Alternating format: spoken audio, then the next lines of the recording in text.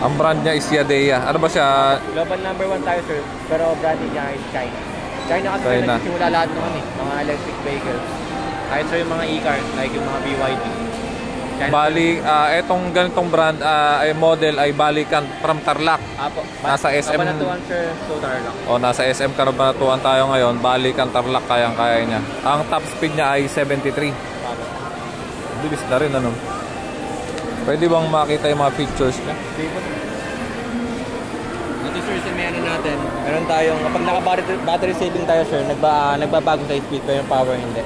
May speed sir, 75 po yung pinaka-top niya, pero sa pagka number 2 natin, 65 sir. Nagbabago sir yung speed kung ano sa nag-battery saving. Pag bumaba po ng 3 bar yung capacity natin. So sa cruise control naman sir, meron tayong cruise control na tinatawag. So click mo lang sir yun. Hindi ka na mag-aam dito. Opo, sa throttle sir. Galing ah. Naka-fix sa speed niya. Pag madiretsuhan, ano? Dapat meter control. Cruise control. Hazard sir, meron din tayong hazard. Hazard. Naka-hazard na yan. Forma nga eh. Kaya naman dalawa. Eh paano pag nagdalawa ka na ng karga mo? Depende yun sir. Kaya sa road condition saka sa mail bigat ng nakasakay. So kapag ka sir dalawa, tapos mabigat yun talaga yung nakasakay. 80 to 100 kilometers sir. Mababawasan siya, no? Yung loob na, yung U-box niya, battery na lang yan, no? Hindi sir, compartment po siya. Oh? 33 liters po ang compartment niya. Ah, maluwang din, no? Kala ko battery yung nandyan. Tapos sir, yung ano natin, yung battery nasa may footboard. So waterproof po siya. Kahit sir maba or nandito yung battery niya. Wala, kahit malubog, ano? Yes po sir. Pwedeng sakyan ba? Oh. Pwede po.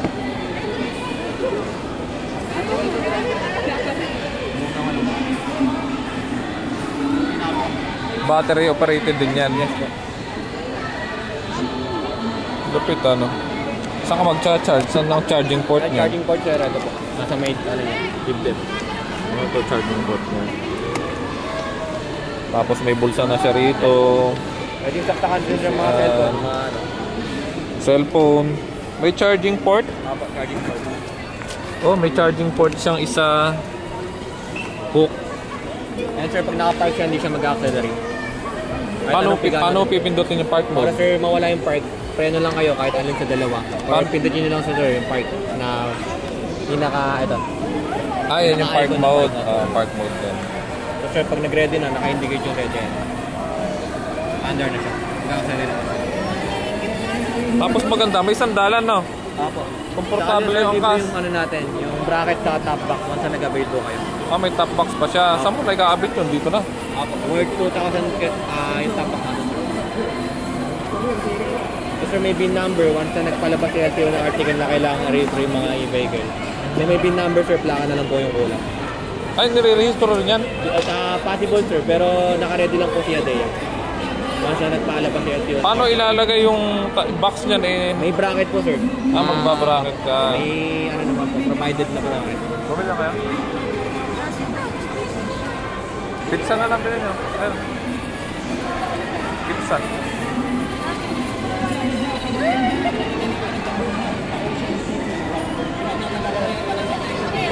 Naka-open. Ang tanong, magkano? Ang tanong, magkano? Magkano po? 725 po sir. 725. 72,500. Pwede na.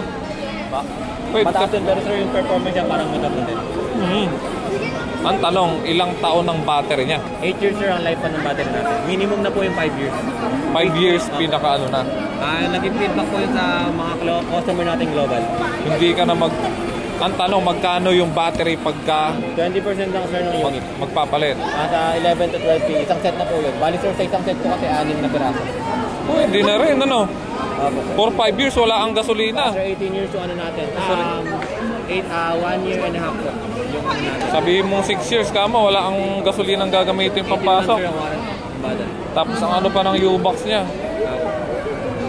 Ganda nung model niya kaysa kayong sino isang yes, ano? Or NWOW. Si NWOW kasi yung marami ngayon eh. Pero sir, si NWOW. Pero ang ganda niya. Ganda. Global number 1 tayo sir. In terms of sales po. Pero pag global naman, number 1 si Yadea. Maganda. Sa Pilipinas sir, si NWOW talaga. Pero Pero sa quality sir, based Pa- mo sa quality ng mga e-vehicles, mas naman siya din. Paano ang service center dito in Kasi case tapat lang na... po nung namin. Tapat po lang kay Sir Pico, beside Watermart Cabanatuan, papuntang PJG po. Malapit lang doon sir yung Yadea. Isa pa lang dito sa Nueva Ecija.